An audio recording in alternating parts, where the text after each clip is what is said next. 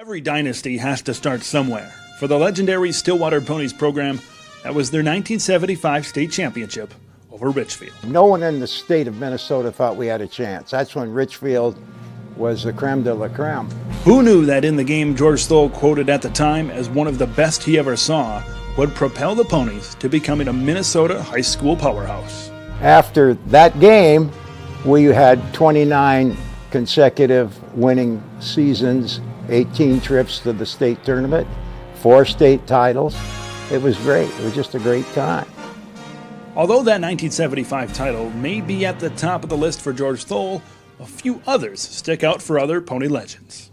For sure, winning the state championship. I specifically remember me and Eric Thole, after we had won the state championship, everybody was celebrating, then things settled down. People left the dome. I think the lights even came off. And me and Eric just kind of laid down on the turf in the Metrodome and just looked up, and it was just an awesome memory. We were juniors that year, and that's by far my favorite memory. It's beating Elk River in the semifinal game to go to the Dome.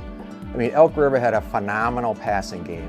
They had big receivers, but we played them on an awesome night. It was like in the mid-30s, pouring rain, so you had to run the ball. And I think Matt Hoskin, our running back, we ran up and down the field, beat them 42-6. I mean, so that, other than the state championship, that was a super fun memory. We stood on the sidelines. I think our feet were covered in water and mud, and it was cold and rainy. And I remember going out there for warm-ups, and we didn't want to roll around on the ground, do the somersaults or whatnot to warm up. And George was like, get on the ground and roll around. You're going to get wet at some point and muddy. So we did it, and that set this tone for the night. The man in charge of all those Pony State titles, head coach George Stoll. Heck of a good first half.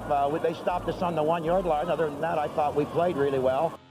A man whose greatest attribute as a coach always got his team ready to play and win.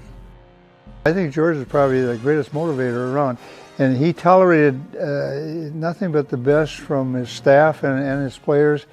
And I think he got in his head, so the kids were playing beyond their expectations, right? I think that I was able to get to them, and you know, they were always looking at me, eyeball to eyeball, and I knew where they were coming from. They knew where we were coming from. It's all about, communicating, and I think that was our strong suit. I think personally that was my strong suit.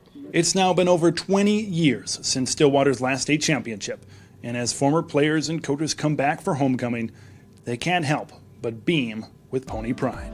I feel great. I have a lot of pride, and I walk around with my chin up knowing that I went through the program. I have lasting friendships and this great, rich tradition at Stillwater High School.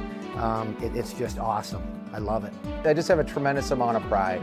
I mean, Stillwater Ponies, Stillwater has had a tremendous history of a football powerhouse. We're getting back there, right?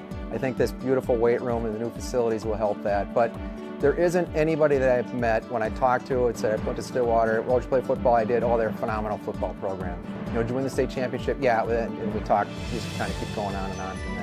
Whether it was the very first Pony football game in 1895 or the 1000th game tonight on September 15th, 2017, Thole sums it up in about the only way any past or present Pony would. Winning is so much more fun than not winning. I mean, there's no point in talking about that. Reporting for Valley Access Channels, I'm Ted Leroux.